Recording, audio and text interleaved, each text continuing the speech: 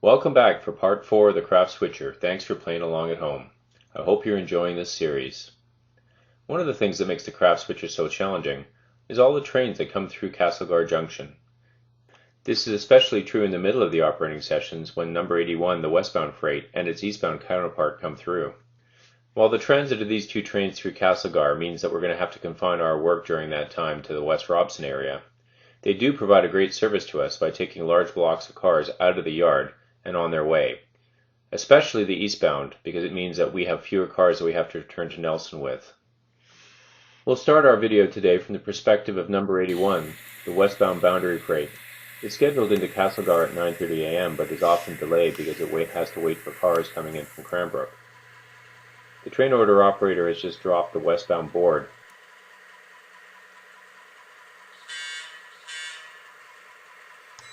The orders will convey to the crew of 81 that they're meeting their pusher set at Castlegar.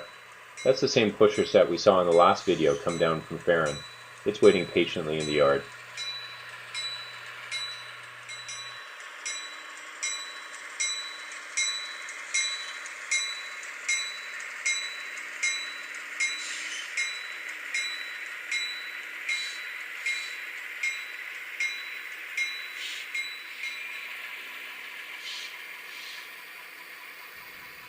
Number 81 is a limited stop freight.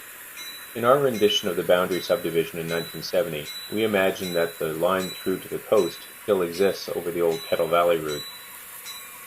To this extent, number 81 carries freight that's forwarded from Cranbrook through to the coast. As well, it's going to stop in Castlegar and pick up any freight that came out of the Cominco smelter and trail that's also bound for the coast.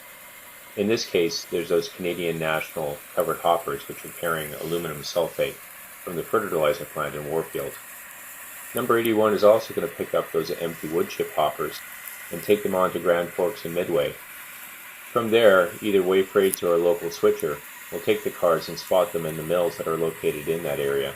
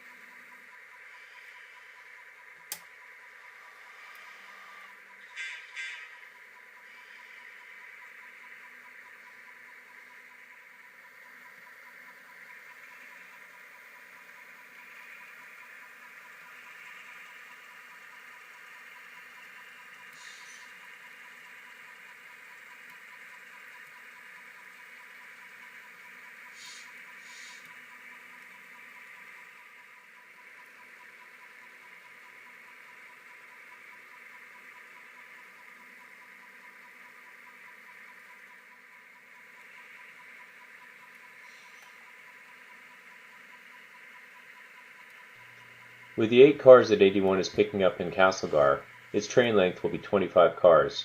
On the Columbian Western with its 2.2% grades, that justifies the pusher set to help it get to the summit at Farron.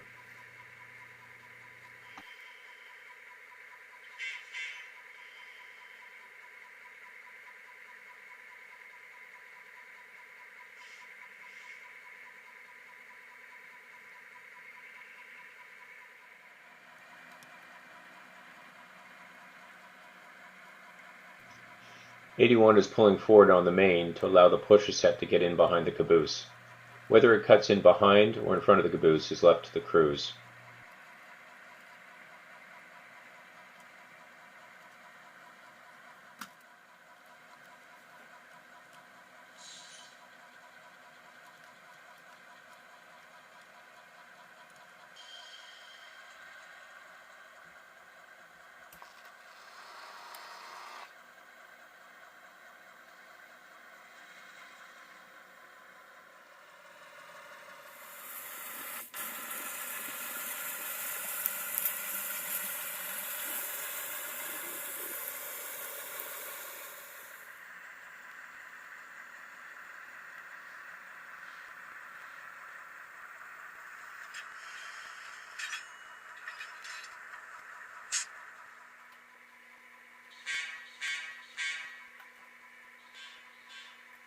Three blows on the horn from the head-end crew, and a 2-blow acknowledgement from the pusher set get us on our way.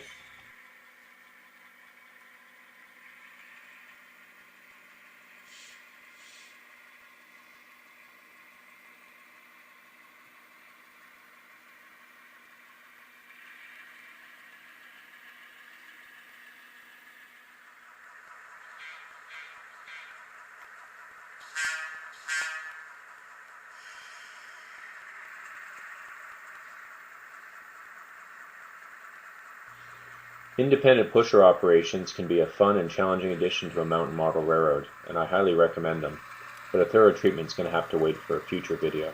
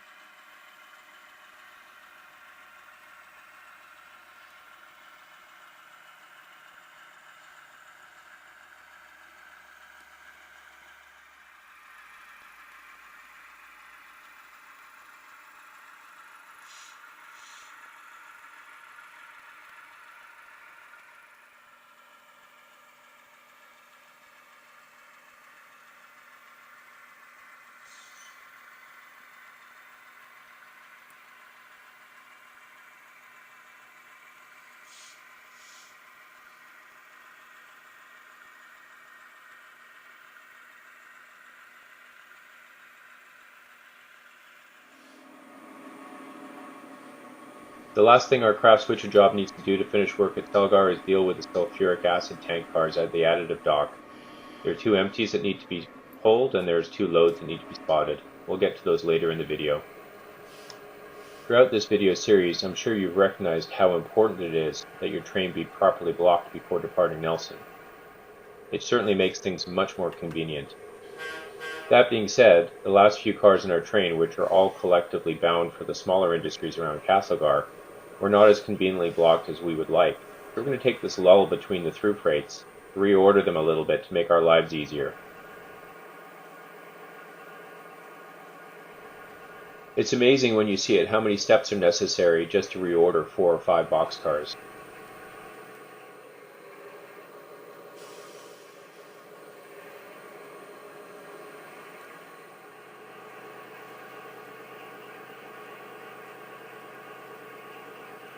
With that done, we'll add the cars that we pulled out of Castlegar to our outbound train. It'll be most convenient for us to have those empty wood chip hoppers that are bound for the Slocan branch at the head end of our train. So we'll go get them and use them as a handle to retrieve the cars that we got from Castlegar.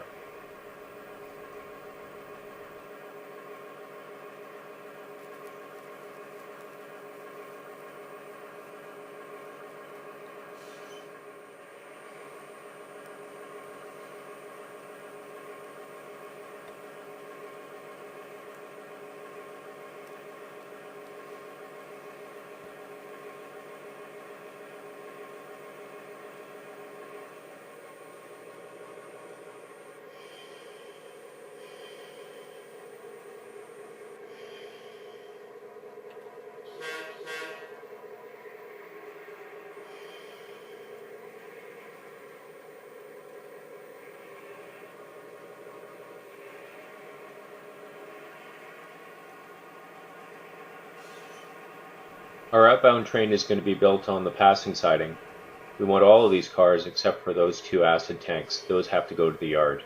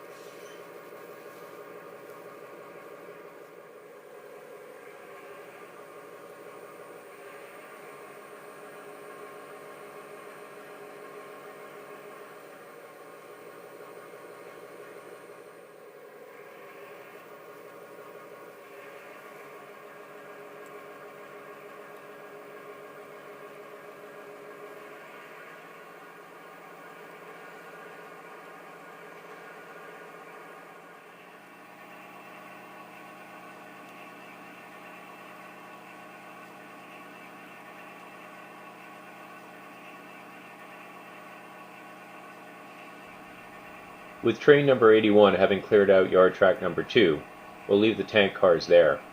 Leaving them at the eastern end is the most convenient place for the hotshot to pick them up in the evening.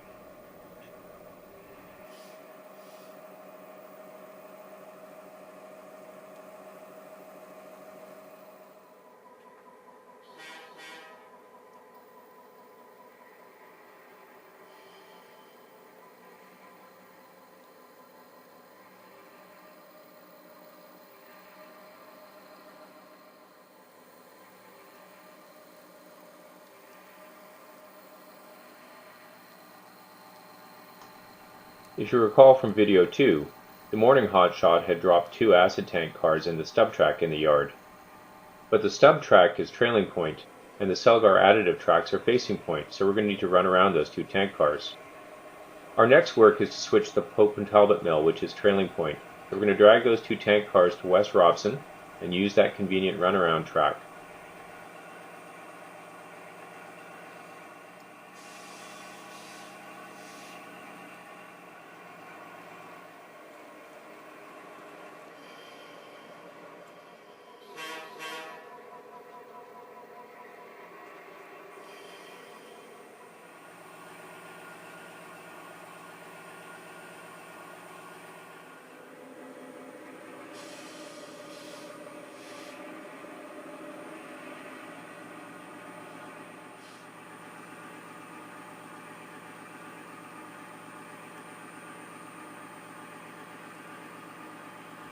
Those are the cars bound for Pope and Talbot in front of us.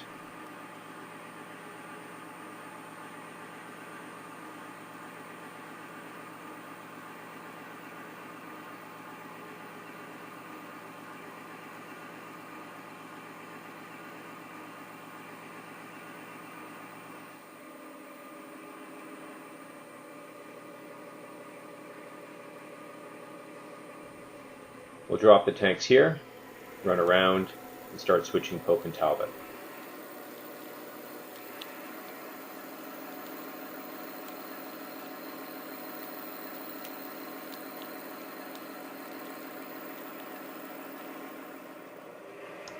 The Pope and Talbot mill has 3 tracks for us to switch. The frontmost one is for log bunks. Some of the log loads are delivered via rail. Most logs actually come via the water. The mill is on the Columbia River, which at this point is actually the lower Arrow Lake. Logs are floated up to the log ladder, which lifts them out of the water, which takes them into the sawmill for processing. Waste makes its way out the eastern side to the slash burner.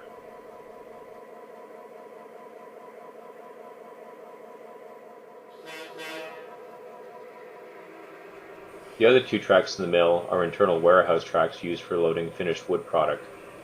As was discussed, this is a very, very compressed version of the rail mill.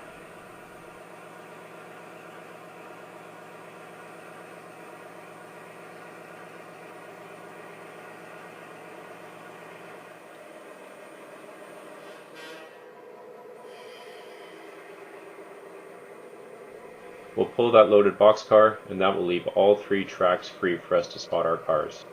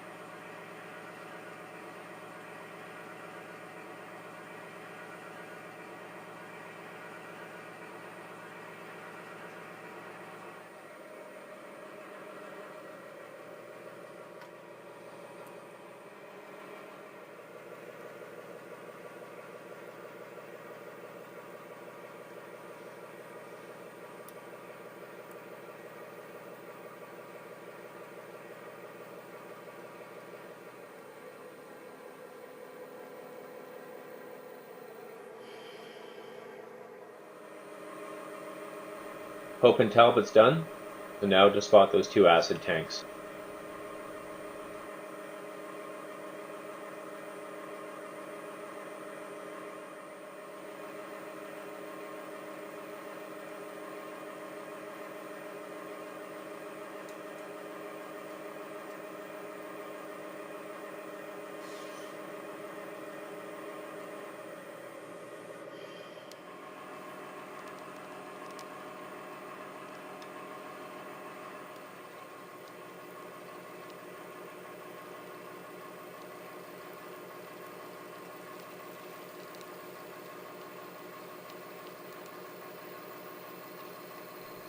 And Castlegar is done.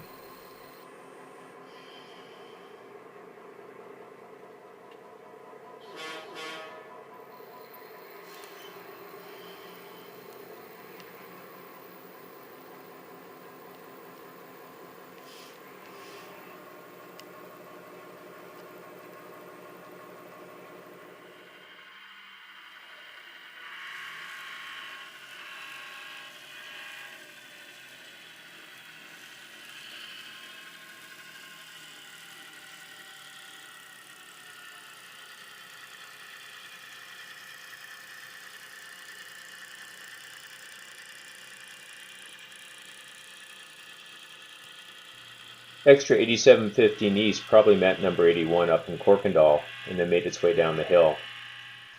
The extra has quite a bit of work in Castlegar. In addition to those 5 CN sulfate cars it needs to drop in the yard, it also has brought in 5 loaded chip hoppers for Castlegar, but that will be for tomorrow's craft job to spot.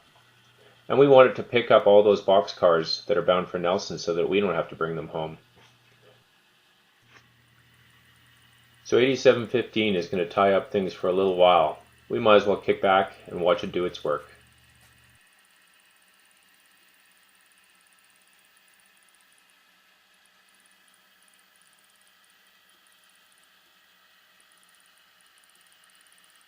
'8715 will stop, drop the back half of its train on the main, and proceed into the yard with the loaded wood chip hoppers and the sulfate cars.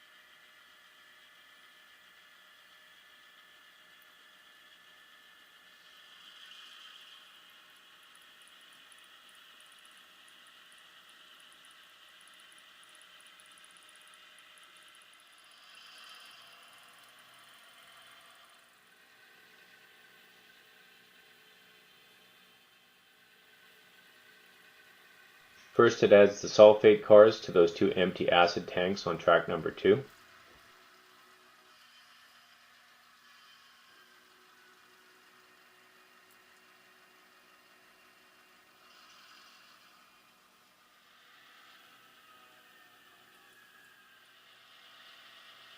Then it pushes the eastbound through and tacks it onto its train before pulling back to drop the loaded chip hoppers.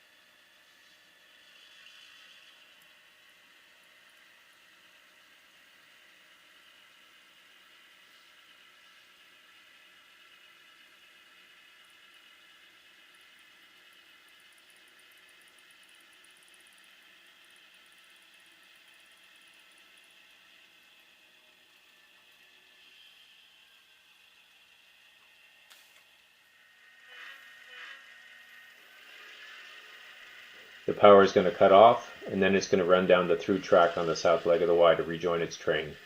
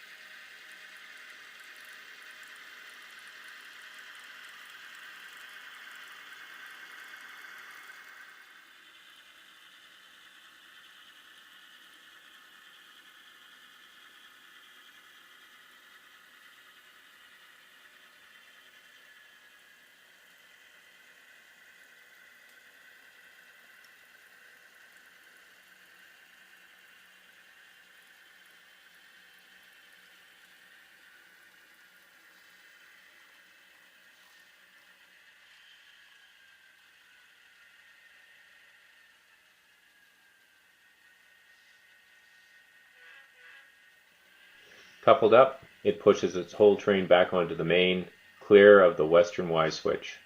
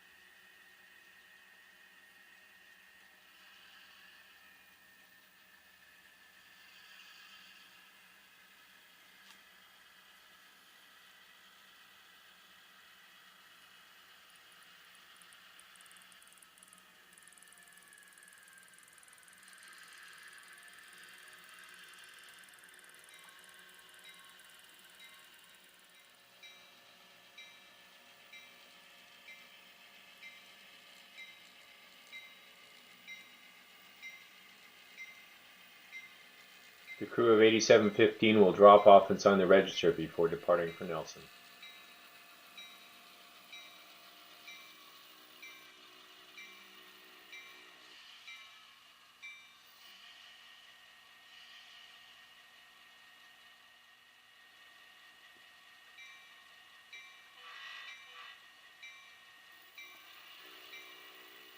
And with that, it's on its way.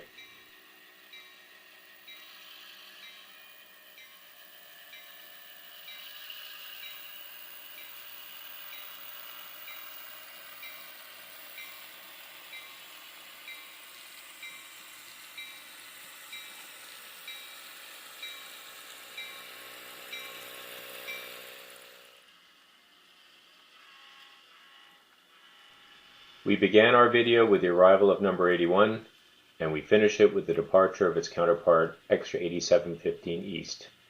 In the final installment of this video series, we'll finish switching around Castlegar, we'll head eastward home, stopping at South Slocan to drop those empty wood chip hoppers, and then we'll tie up in Nelson Yard where we'll recap our lessons learned.